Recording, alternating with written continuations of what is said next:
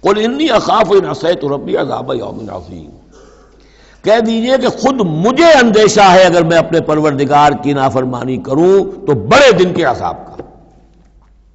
میں بھی مستثنیٰ نہیں ہوں، میں بھی اللہ کا بندہ ہوں۔ جیسے آپ کو میں کہہ رہا ہوں کہ اللہ کی بندگی کرو، ایسے ہی مجھے بھی اللہ کی بندگی کرنی ہے۔ جیسے تم سے کہہ رہا ہوں کہ اللہ کی فرما برداری کرو، ویسے مجھے بھی کرنی ہے۔ اور جیسے تمہیں بتا رہا ہوں کہ اگر نافرمانی کرو گے تو پکڑے جاؤ گے، ایسے ہی میں بھی اگر بالفرض نافرمانی کروں گا تو مجھے بھی اندیشہ ہے۔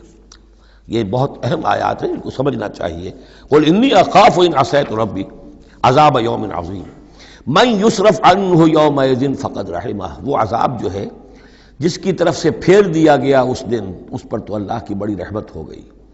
وذالک الفوز المبین، اور وہی ہوگی روشن کامیابی۔ یعنی دنیا کی بڑی سے بڑی کامیابیاں ہیچ ہیں، کوئی حیثیت نہیں، دولت ہے، وجاہت ہے، وقتی عزت ہے، شہرت ہے، اقتدار ہے، یہ ساری چیزیں جو عارضی ہیں، آنی فانی، لیکن یہ ہے کہ اصل مبین جو کامیابی ہے، فوز، وہ وہی ہے۔ وَإِن يَمْسَسْكَ اللَّهُ بِضُرٍّ فَلَا كَاشِفَ لَهُ إِلَّا هُوَ، اب یہ توحید ہے جو بیان ہو رہی ہے۔ اور اگر تمہیں کوئی اللہ تعالیٰ کی طرف سے پہنچا دی جائے کوئی تکلیف، تو کوئی نہیں ہے اس تکلیف کا دور کرنے والا سوائے اس کے۔ تکلیف میں پکارو تو اسی کو پکارو، کسی اور کو نہ پکارو۔ لا تدعوا مع اللہ احدا، وہی ہے مشکل کشا، وہی ہے حاجت روا، وہی ہے تمہاری تکلیفوں کو رفع کرنے والا۔ وَإِن يَمْسَسْكَ بِخَيْرٍ فَهُوَ عَلَىٰ كُلِّ شَيْءٍ قَدِيرٌ، اور اگر اس کی طرف سے کوئی خیر تمہیں پہنچا دیا جائے تو یقیناً وہ ہر چیز پر قادر ہے، کوئی اس کا ہاتھ روکنے والا نہیں ہے۔ اسے کسی اور سے سینکشن نہیں لینی ہوتی کہ میں اپنے فلاں بندے کے ساتھ یہ خیر کرنا چاہتا ہوں، وہ تو عَلَىٰ كُلِّ شَيْءٍ قدیر ہے۔ وَهُوَ الْقَاهِرُ فَوْقَ عِبَادِهِ، اور وہ تو اپنے بندوں پر پوری طریقے سے زور آور ہے، چھایا ہوا ہے، مسلط ہے، کوئی بھی اس مخلوقات میں سے کوئی اس کے قابو سے باہر نہیں ہے، وہ قابو یافتہ ہے۔ وَهُوَ الْحَكِيمُ الْخَبِيرُ، اور وہ ہے کمال حکمت والا اور ہر شے کی سے خبر رکھنے والا۔ قُلْ أَيُّ شَيْءٍ أَكْبَرُ شَهَادَةٍ، اے نبی ان سے کہیے ذرا کون سی چیز ہے جو گواہی میں سب سے بڑی ہو؟ کس کی گواہی سب سے بڑی ہے؟ قُلِ اللَّهُ، خود کہیے اللہ کی گواہی سب سے بڑی ہے کہ نہیں؟ شَهِيدٌ بَيْنِي وَبَيْنَكُمْ، اور وہ میرے اور تمہارے مابین گواہ ہے۔ وَأُوحِيَ إِلَيَّ هَذَا الْقُرْآنُ لِأُنذِرَكُم بِهِ وَمَن بَلَغَ، اور میری جانب یہ قرآن وحی کیا گیا ہے تاکہ میں خبردار کر دوں تمہیں اس کے ذریعے سے، اور اس کو بھی جس تک یہ پہنچ جائے۔ یہ گویا کہ اس سورہ کے عمود کا عکس ہے۔ یعنی میں نے بتایا عمود کیا ہے، حصی معجزہ ہم نہیں دکھائیں گے، بات ختم۔ لیکن اصل معجزہ یہ قرآن ہے۔ اے نبی، ہم نے آپ پر یہ قرآن اتار دیا، آپ اس کے ذریعے تبشیر کریں، اسی کے ذریعے انذار کریں، اسی کے ذریعے تذکیر کریں۔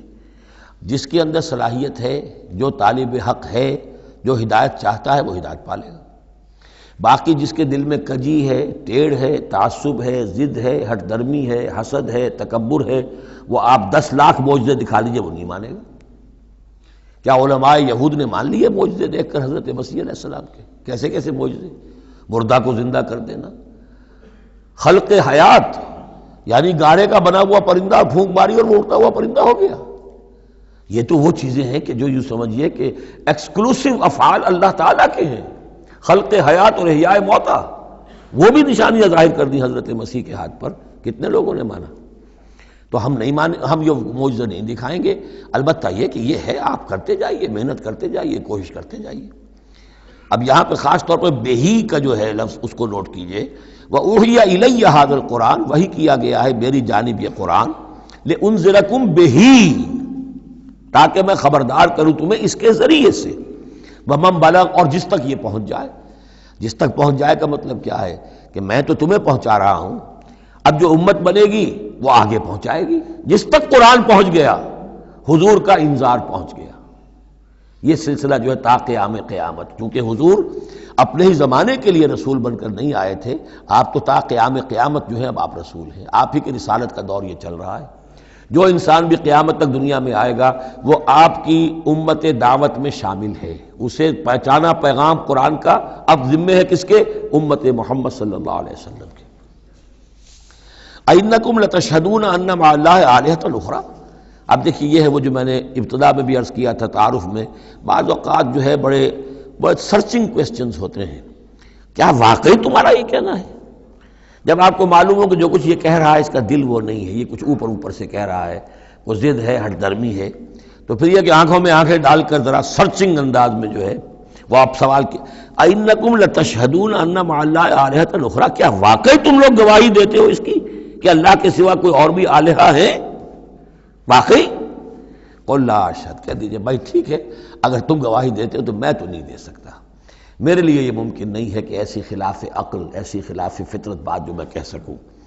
قُلْ إِنَّمَا هُوَ إِلَٰهٌ وَاحِدٌ، کہہ دیجئے کہ وہ تو ایک ہی الہ ہے، اکیلا، واحد۔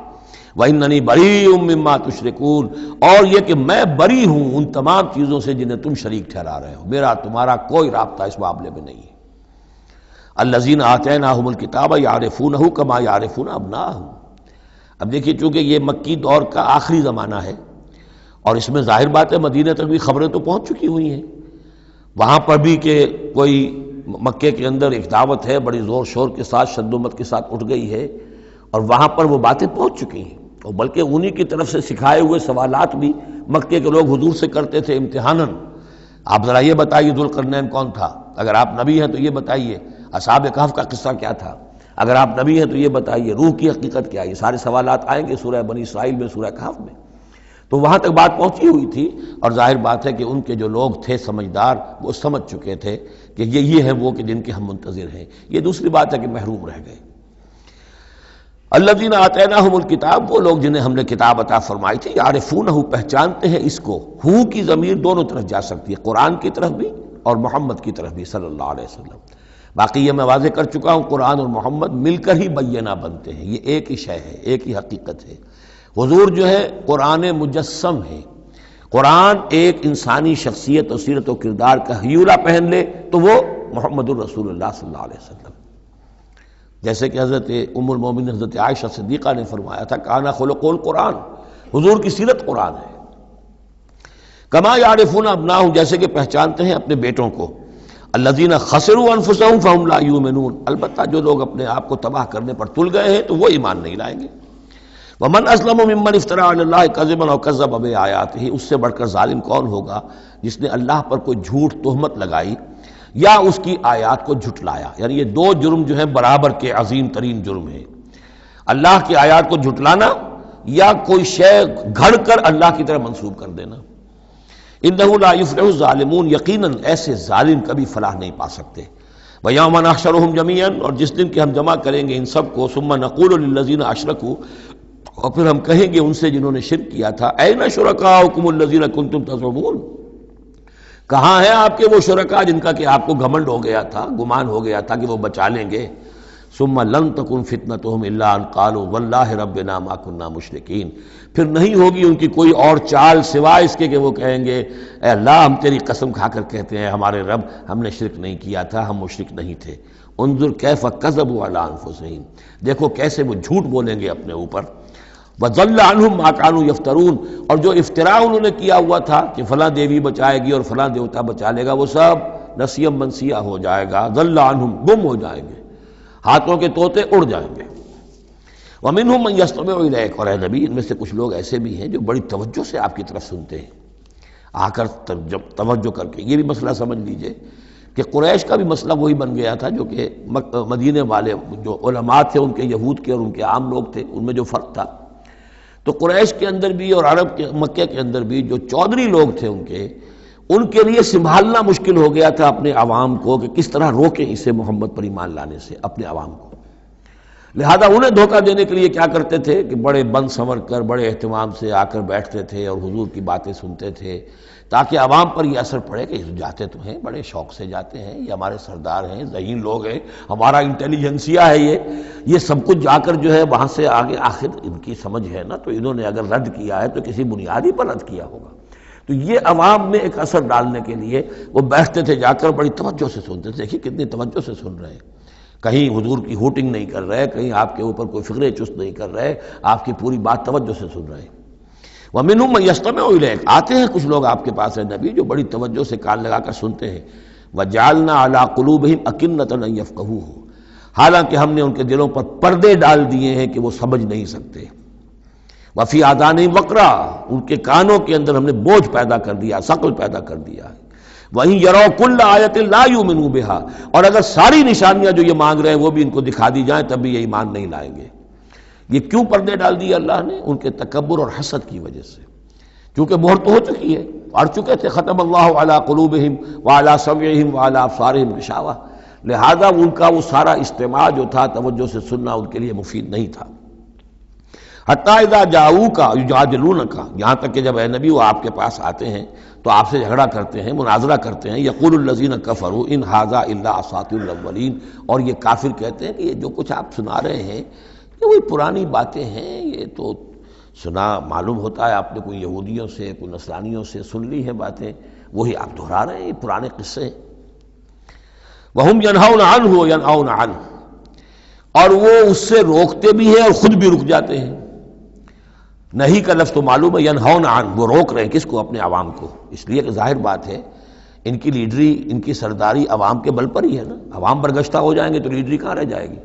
تو عوام کو سنبھالنا، ان کی مت مارنا یہ تو ضروری ہے، لہذا ان کا معاملہ یہ کہ روکتے بھی ہیں۔ وَيَنْأَوْنَ عَنْهُ، نا کہتے ہیں کنی کترا جانا۔ وَإِذَا أَنْعَمْنَا عَلَى الْإِنسَانِ أَعْرَضَ وَنَأَىٰ بِجَانِبِهِ وَإِذَا مَسَّهُ الشَّرُّ كَانَ يَئُوسًا، تو نا سے ینعو، تو ایک ہے نہیں نون ہا اور یا، اور ایک ہے نون ہا اور حمزہ نا، ینعون عنہ، خود بھی بھاگتے ہیں۔ وَإِن يُهْلِكُونَ إِلَّا أَنفُسَهُمْ، اور وہ نہیں ہلاک کر رہے سوائے اپنے آپ کے کسی کو، وما یشعرون، لیکن انہیں اس کا گمان نہیں ہے، احساس نہیں ہے۔ وَلَوْ تَرَىٰ إِذْ وُقِفُوا عَلَى النَّارِ، اور کاش کہ تم دیکھ پاتے جب یہ کھڑے کیے جائیں گے آگ کے کنارے۔ فَقَالُوا يَا لَيْتَنَا نُرَدُّ وَنُكَذِّبَ بِآيَاتِ رَبِّنَا لَا نُكَذِّبَ بِآيَاتِ رَبِّنَا، اس پر یہ کہیں گے ہائے کاش کسی طرح ہمیں لوٹا دیا جائے۔ نُرَدُّ فَنُصَدِّقُ، یہ محذوف مانا جائے گا، اگر ہمیں لوٹا دیا جائے تو ہم تصدیق کریں گے۔ فَنُصَدِّقُ وَلَا نُكَذِّبَ بِآيَاتِ رَبِّنَا، اور اپنے رب کی آیات کو جھٹلائیں گے نہیں، ایک دفعہ ہمیں دوبارہ وہاں بھیج دیا جائے۔ وَنَكُونَ مِنَ الْمُؤْمِنِينَ، اور ہم تو 100% پکے اور سچے مومن بن جائیں گے۔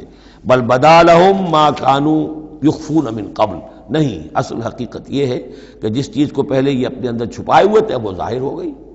پہلے بھی حق ان پر واضح تھا، بات ان پر کھل چکی تھی، یہ نہیں تھا کہ بات واضح نہیں تھی، وہ بات واضح تھی، لیکن اس وقت جو ہے حسد کے، بغض کے، تکبر کے یہ جو پردے پڑے ہوئے تھے۔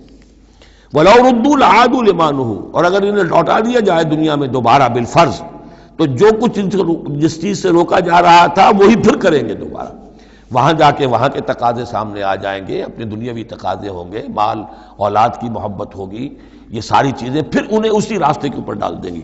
وَإِنَّهُمْ لَكَاذِبُونَ، اور یقیناً وہ جھوٹے ہیں۔ وَقَالُوا إِنْ هِيَ إِلَّا حَيَاتُنَا الدُّنْيَا، اور وہ یہ کہتے ہیں کہ نہیں ہے مگر ہماری بس دنیا کی زندگی، وَمَا نَحْنُ بِمَبْعُوثِينَ، اور کوئی دوبارہ اٹھنے کا معاملہ نہیں ہے۔ یہ جان لیجئے جیسے آج بھی کفر اور الحاد کے مختلف شیڈز ہیں، ایک ایسے بھی لوگ ہیں کہ جو اللہ کو تو مانتے ہیں آخرت کو نہیں مانتے، ایسے بھی لوگ ہیں جو اللہ اور آخرت کو مانتے ہیں رسالت کو نہیں مانتے۔